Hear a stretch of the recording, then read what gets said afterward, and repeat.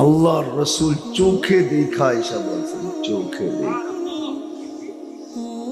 মেরাজে এই জন্যই গেছেন, আল্লাহ জানেন আমরা বিজ্ঞানের যুগের লোক হব, তো বলবে আপনার উম্মত বিজ্ঞানের যুগের লোক হবে, প্রযুক্তির যুগের লোক হবে, এরা শোনা কথা বিশ্বাস নাও করতে পারে।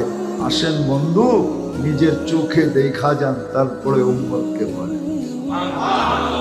আল্লাহর রসুল চোখে দেখা আইসা বলছেন, শুধু দেখা আইসা না, জমিনে থাইকো দেখতেন। আল্লাহর রসুল জান্নাত জমিনে থাইকা দেখতেন। ওলামা একমত হবে, নামাজের ভিতরে হাত উঠাইতে উঠাইতে অনেক উপরে উঠে ফেলছেন, আবার নামায় ফেলছেন। জিজ্ঞাসা করছে, এত উপরে নামাজের ভিতরে কেন উঠাইলেন? জান্নাত দেখতেছিলাম, আগুনের গুচ্ছা, আঙ্গুরের গুচ্ছাগুলা ঝুলন্ত ছিল, ভাবতেছিলাম একটা গুচ্ছা তোমাদের জন্য নিয়ে আসি। হাতটাও কাছে চলে গেছিল, কিন্তু আল্লাহ নিষেধ করছে, নিয়ে যায় না, এখন আসলেই খাবে, এখন নিয়ে যায় না। যদি নিয়ে আসতে পারতাম, কিয়ামত পর্যন্ত খায়া শেষ করতে পারতেন না।